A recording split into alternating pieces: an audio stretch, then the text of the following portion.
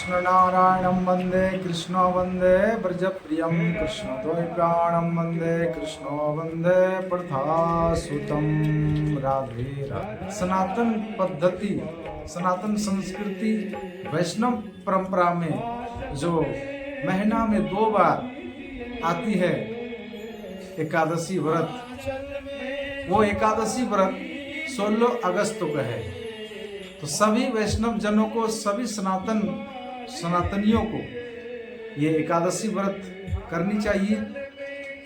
ये 16 अगस्त को है और इनका पारण 17 अगस्त को होगा और समय रहेगा 5:30 बजे से लेकर के 8 बजे तक रहेगी पारण की समय। तो ये तो एकादशी व्रत है, हम सबको पता ही है, 15 को नहीं है, 16 का है। तो ये कथा भी जानना चाहिए कि पुत्रदा एकादशी नाम क्यों पड़ी। एक बार की बात है, भगवान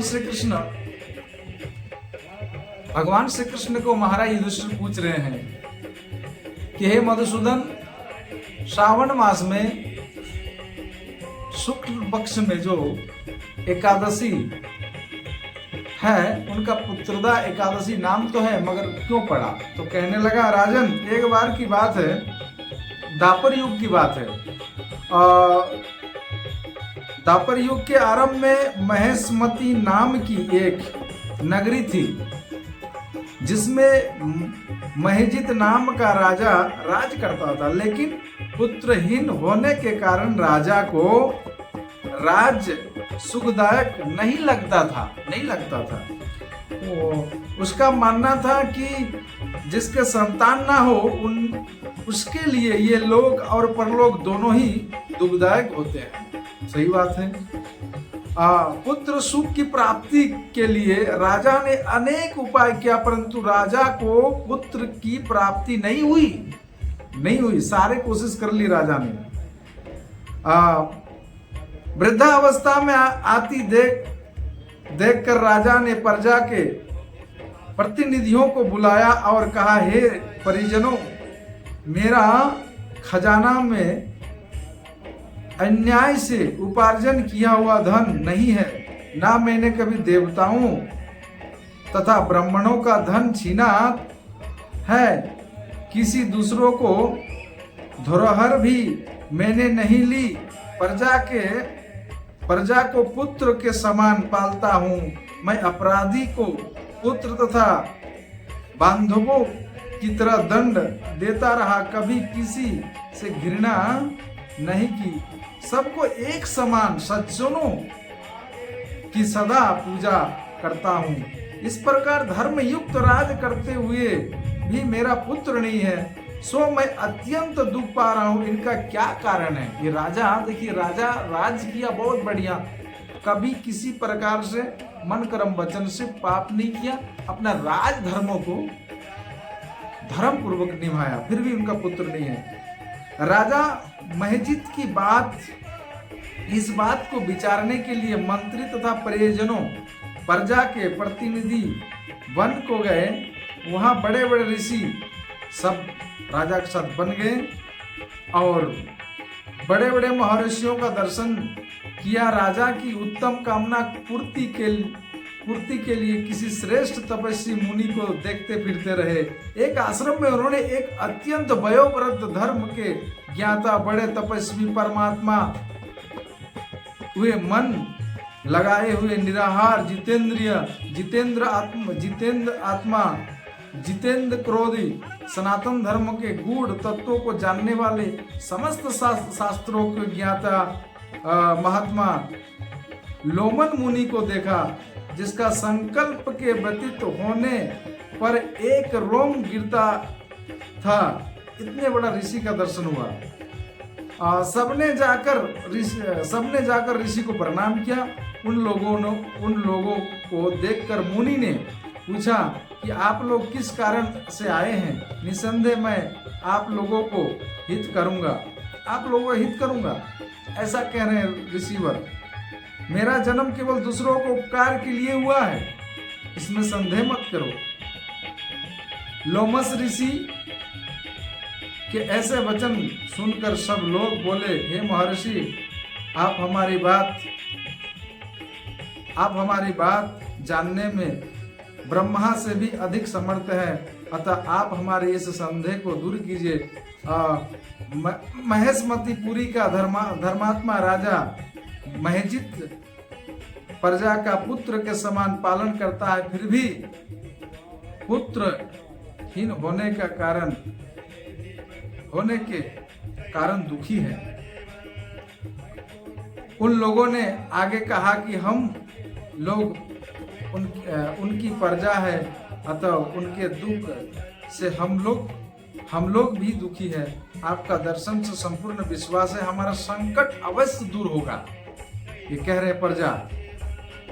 तो इसके बाद जब ये वार्ता सुनकर ऋषि ने थोड़ी देर के लिए नेत्र बंद किया, ऐसे नेत्र बंद किया करने के बाद राजा का पूर्व जन्म जो उनका लेखा जोखा कर्म तो वो बताने लगे। कहने लगा कि ये राजा पूर्व जन्म में एक निर्धन वैश्य था। निर्धन होने के कारण इनसे कई बुरे कर्म किए। ये गांव में दूसरे गांव व्यापार करने जाया करता था। एक समय ज्येष्ठ मास शुक्ल पक्ष द्वादशी के दिन मध्याह्न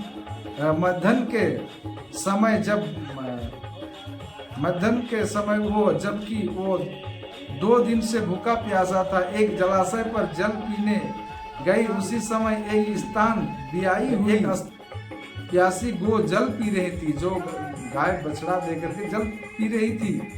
राजा ने उस प्यासी गाय को जल पीते हुए हटा दिया और स्वयं जल पीने लगाया। इसीलिए राजा को ये दुख सहना पड़ा। एकादशी के दिन भूखा रहने से वो राजा हुआ और प्यासी गो को जल पीते हुए हटाने के कारण पुत्र वियोग का दुख सहना पड़ा। ऐसा सुनकर सब लोग कहने लगे कि हे ऋषि, शास्त्रों में पापों का प्रायश्चित भी लिखा है, अतः जिस प्रकार राजा का ये पाप नष्ट हो जाए, आप ऐसा उपाय बतलाइए। तब क्या कहा? लोमस ऋषि मुनि ने कहने लगे कि सावन मास की शुक्ल पक्ष की एकादशी को जो पुत्रदा एकादशी भी कहते हैं, तुम सब लोग व्रत करो, रात्रि में जागरण करो। इससे राजा का ये पूर्व जन्म का पापों को नष्ट कर देंगे, अवश्य कर देंगे, और राजा का पुत्र भी अवश्य होगा, पुत्र प्राप्ति होगा। लोमस ऋषि के ऐसा वचन सुनकर मंत्री सहित राजा प्रजा नगर को वापस लौट आए। शुक्ल पक्ष एकादशी सावन में जो आई, ऋषि के आज्ञा अनुसार पुत्रदा एकादशी का व्रत जागरण किया। इसके पश्चात द्वादशी के दिन पुनः द्वादशी के इसके पुण्य का फल राजा को दिया, और इस पुण्य के प्रभाव से रानी गर्भधारण किया और प्रसव काल समाप्त होने पर उनके एक बड़ा तेजस्वी पुत्र हुआ।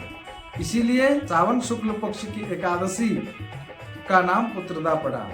अतः संतान सुख की इच्छा हासिल करने वाले इस व्रत को अवश्य करिए।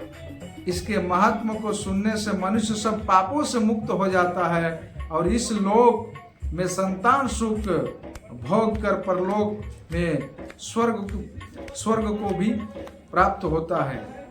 तो इस प्रकार ये कथा रही पुत्रदा एकादशी की। अब मैं कहूँगा जो वैष्णव जन है, जो राधा गोविंद की भक्ति चाहते हैं, प्रिया कांजू भगवान का भक्ति चाहते हैं, उसे कुछ मांगना नहीं चाहिए। पूर्व जन्म को पापों को नष्ट कर देते हैं और ठाकुर जी की भक्ति को और जीवन में अग्रसर होते हैं, बढ़ते हैं। जीवन हमेशा शांति प्रसन्नता रहते हैं। इसीलिए आप सभी व्रत को रखिए। राधे राधे।